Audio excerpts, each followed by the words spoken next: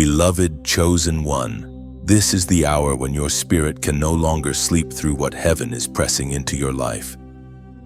Something in you has been stirring, not because the world suddenly understands you, not because every door has opened yet, but because God is making it impossible for you to remain the version of yourself that survived yesterday.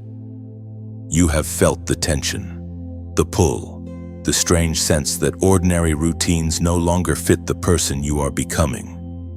That is not confusion. That is divine timing reaching into your present moment and calling you forward. You are not behind. You are not forgotten. You are standing in a sacred crossing where delay begins to feel heavier than obedience.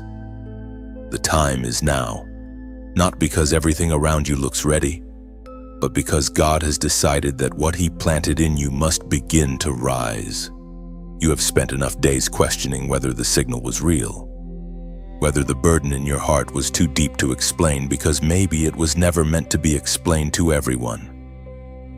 Some people only understand what is loud, visible, and convenient. But God often begins with what is hidden, holy, and disruptive. He speaks to the part of you that has been waiting beneath disappointment, beneath silence, beneath the moments when you smiled in public while carrying private battles no one could read. That is why this message meets you with force. Heaven is not whispering because your assignment is too important for you to keep treating it like a passing thought. The Spirit is calling you to stop measuring your life by what has not happened yet. You are being taught to measure it by what God has already spoken over you. The awakening starts there. It starts when you stop asking for permission from people who were never given authority over your destiny. It starts when you understand that your sensitivity, your endurance, your holy discomfort, and your refusal to settle are not flaws. They are evidence that your soul recognizes movement before your eyes can fully see it. The Word of God speaks through the book of Ecclesiastes, chapter 3, verse 11. He has made everything beautiful in its time. That means your waiting has not been wasted, your pruning has not been pointless, and your becoming has not been invisible to God. Even now, He is arranging what you could not force, aligning what you could not control, and preparing what you could not yet carry in an earlier season. So receive this moment with faith. Let this be the point where you stop scrolling past your own calling. And if this message confirms what your spirit has already been sensing, take one intentional step of agreement. Leave a like, share it with someone who needs this awakening. Subscribe to stay under this flow, and if your heart is led to support this work, give as an act of faith rather than pressure. Then seal your agreement in the comments with 777. You know what it is to carry weight without language for it. You have walked into rooms where people saw your face but never noticed the battle behind your eyes. You have answered kindly when your spirit was tired, stayed faithful when your heart was bruised, and kept moving when disappointment tried to convince you that stopping would hurt less than hoping again. Yet even in those hidden places, God was not absent. He was watching how you endured what others would have used as an excuse to grow bitter. He was strengthening muscles in your spirit that could only be formed under pressure. The pain you carried was never meant to define you, but it did train you. Rejection taught you not to build your identity on applause. Delay taught you not to confuse silence with abandonment. Betrayal taught you to discern what is holy and what only looks familiar. Seasons of isolation taught you how to hear God without needing constant confirmation from human voices. What wounded you did not have the final word. What tested you did not own you. It only revealed that there is something in you that does not collapse when comfort disappears. Many people would have quit after what you survived. Many would have hardened their heart, lowered their standards, or buried their gifts beneath cynicism. But God kept a flame alive in you. That is why you are still here, still listening, still sensing that your life contains more than survival. Heaven allowed you to feel the fire, but not to be destroyed by it. The blows landed, but they did not take your name from the book of purpose. They did not erase the mark of calling on your life. They only exposed the difference between who talks about faith and who keeps standing when faith is all they have left. The Spirit reminds you through the first letter of Peter, chapter 1 and verse 7. These trials will show that your faith is genuine. It is being tested as fire tests and purifies gold. That means the breaking points were not proof that you were forgotten. They were proof that God was refining something rare. Gold does not apologize for the furnace that revealed it. In the same way, you do not need to be ashamed of the process that made you stronger, wiser, and more discerning than before. So do not despise the chapters that felt heavy. They were painful, but they were not empty. They carved depth into your voice. They taught compassion without weakness and endurance without noise. You are not merely someone who was hurt. You are someone who was trained. And because you were trained in secret places, you will not be shaken when God begins to trust you with greater weight, greater vision, and greater responsibility. Now the warning becomes sharper, because there comes a moment when waiting is no longer wisdom and hesitation becomes resistance.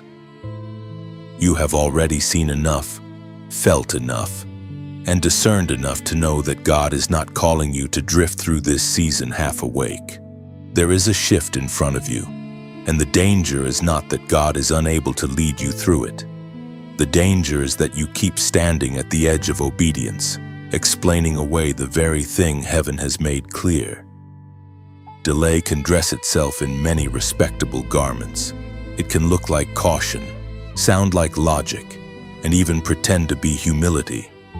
But when God has already spoken, prolonged hesitation becomes a thief. It steals momentum, weakens conviction, and trains the soul to live beneath its assignment. You know that inner signal. It is the holy unrest that does not let you settle where you used to settle. It is the conviction that returns when distraction fades. It is the sense that your next step requires surrender, not another excuse. This is why the battle in this section is so intense. The enemy does not always need to destroy you openly if he can persuade you to postpone what God told you to do. He only needs you numb, uncertain, and endlessly negotiating with the call. But heaven is confronting that pattern tonight. You are being warned because you are valued. You are being stirred because your obedience carries weight beyond what you can currently see. The ancient wisdom in the book of Proverbs, chapter 29, verse 18, speaks with urgency. Where there is no vision, the people perish. When vision fades, people start living by reaction instead of revelation.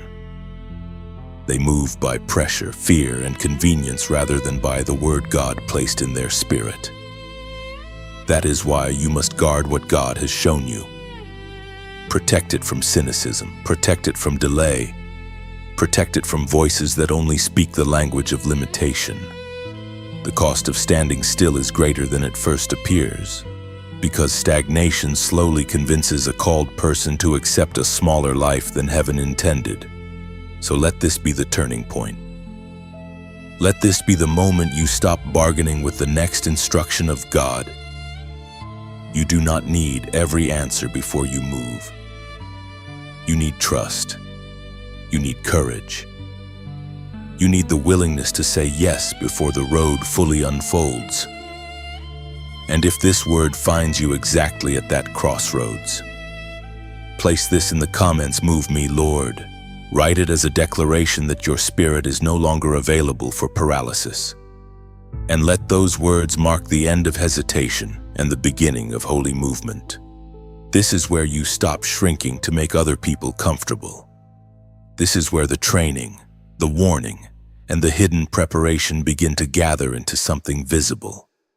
You are not stepping into borrowed authority, and you are not trying to imitate someone else's mantle. What God placed on your life has its own weight, its own sound, and its own evidence. For too long, you may have felt the urge to explain yourself to people who could only understand you if you remained smaller than your calling. But heaven is breaking that habit. You are being brought into a place where your yes must become stronger than your fear of being misunderstood. Authority in the Spirit does not begin with noise. It begins with alignment. It begins when your inner life agrees with what God has already spoken over you. It begins when you stop treating your gift like a burden and start recognizing it as a responsibility. There are things God can trust to those who chase attention, and then there are deeper assignments He reserves for those who have been refined enough to carry power without worshiping it. That is the road you are walking now. You are being taught how to stand firm without arrogance, how to speak clearly without striving, and how to move boldly without losing tenderness before God. The fear that once tried to silence you is losing its grip because you have already survived too much to return to hiding. You have seen what compromise costs. You have felt what delay steals.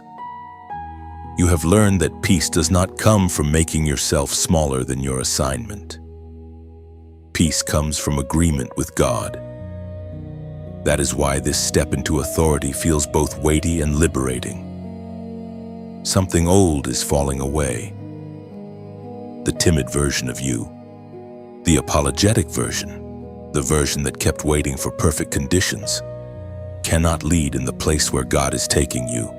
A clearer voice is rising in you now, and it carries the strength of surrender. It was proclaimed in the second letter to Timothy, chapter 1, verse 7. For God has not given us a spirit of fear, but of power and of love and of a sound mind. That word does not merely comfort you, it commissions you. It reminds you that fear is not your inheritance, confusion is not your covering, and intimidation is not your portion. Power, love, and a sound mind are the atmosphere of your next step, so you stand differently now. Not because every battle has ended, but because you know who goes before you. Not because every question has been answered, but because your spirit has settled the deeper matter of who you belong to. This is how authority is born in real time. You stop asking whether you are ready enough by human standards, and you begin walking in the strength God has already placed within you. Now you see why none of it was random. The awakening, the pressure, the refining, the warning, and the authority were all leading here, to this place of alignment where you no longer beg the future to notice you because God has already marked you for it. What comes next is not built on fantasy. It is built on the quiet certainty that heaven has been preparing a path your natural eyes could not fully read. You are not entering your next season as the same person who first began this journey. Something in you has become steadier. Your discernment is sharper. Your dependence on God is deeper. Your spirit has learned how to stand when emotions shake, how to trust when signs are few, and how to keep walking when the road asks for faith before it offers proof. That is why the crown beyond this season is not about ego, applause, or human recognition. It is about readiness. God does not place weight on a life that has not been strengthened to carry it.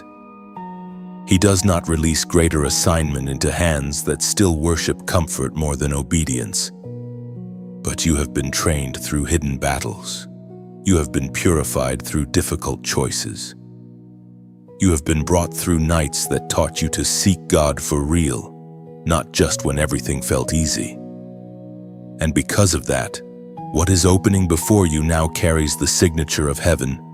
There will be new responsibilities, new battles, new stretching, but there will also be new favor, new clarity, and new evidence that God was faithful in every step that brought you here.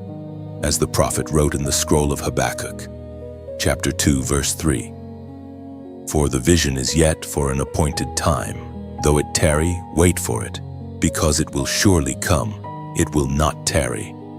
Hold that word close, because it tells you something vital. The promise was never dead. The timing was never broken.